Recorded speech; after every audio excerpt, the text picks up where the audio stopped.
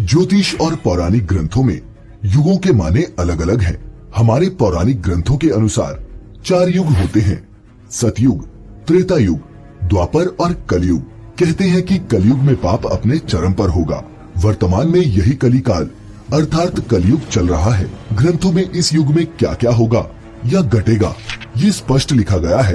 यह भी है कि इस युग में जब भी कहीं प्रलय होगी तो सिर्फ हरि कीर्तन ही उससे मनुष्य जाति को बचाएगा।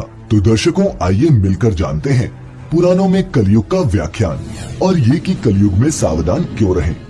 क्रमांक 1, पुराणों में ये लिखा है कि जो व्यक्ति, संगठन या समाज वेद विरुद्ध आचरण कर भारत की धार्मिक और सांस्कृतिक एकता को खंडित करेगा, उसका आने वाले समय में समूल नाश हो जाएगा।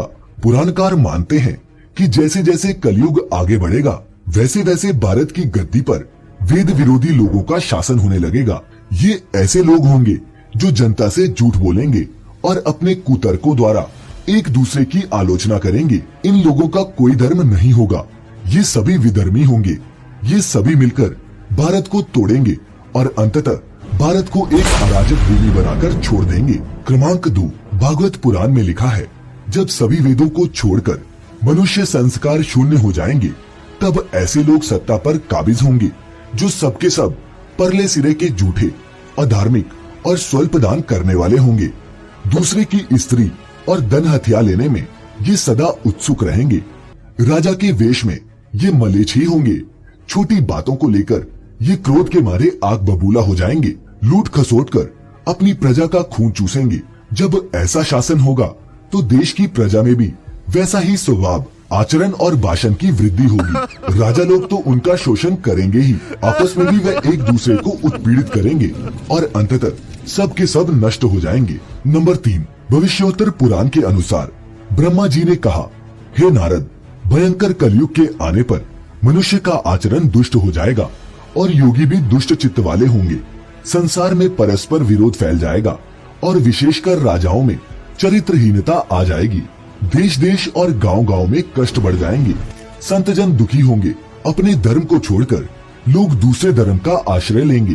देवताओं का देवत्व भी नष्ट हो जाएगा और उनका आशीर्वाद भी नहीं लगेगा। साथ ही मनुष्यों की बुद्धि धर्म से विपरीत चलती जाएगी।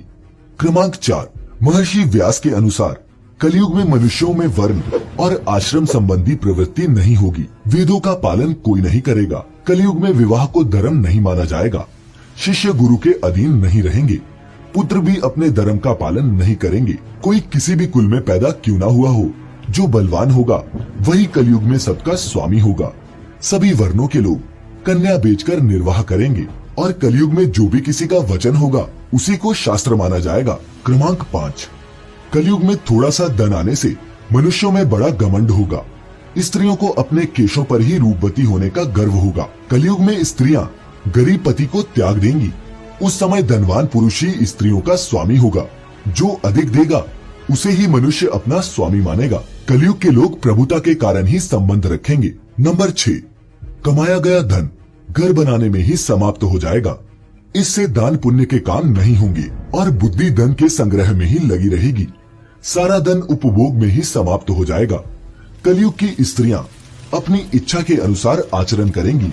विलासता में ही उनका मन लगा रहेगा। अन्याय से धन पैदा करने वाले पुरुषों में उनकी आसक्ति होगी। कलयुग में सब लोग सदा सबके लिए समानता का दावा करेंगे, लेकिन असल में ऐसा होगा नहीं। नंबर 7, कलयुग की प्रजा बाढ़ और सूखे के भय से व्याकुल रहेगी। सबके नेत्र आकाश की ओर लगे रहेंगे, लेकिन वर्षा न होने से सूखे से परेशान मनुष्य आत्महत्या करने को मजबूर होंगे। कलयुग में सदा अकाल ही पड़ता रहेगा। सब लोग हमेशा किसी न किसी कलेश से घिरे रहेंगे। किसी किसी को तो थोड़ा सुख मिल भी जाएगा। सब लोग बिना स्नान करे ही भोजन करेंगे। देव पूजा, अतिथि सत्कार, श्राद्ध और तर्पण की क्रिया कोई नहीं करेगा। कलयुग की स्त्रियां लोभी, नाटी और अधिक खाने वाली और मंद भाग्य वाली होंगी।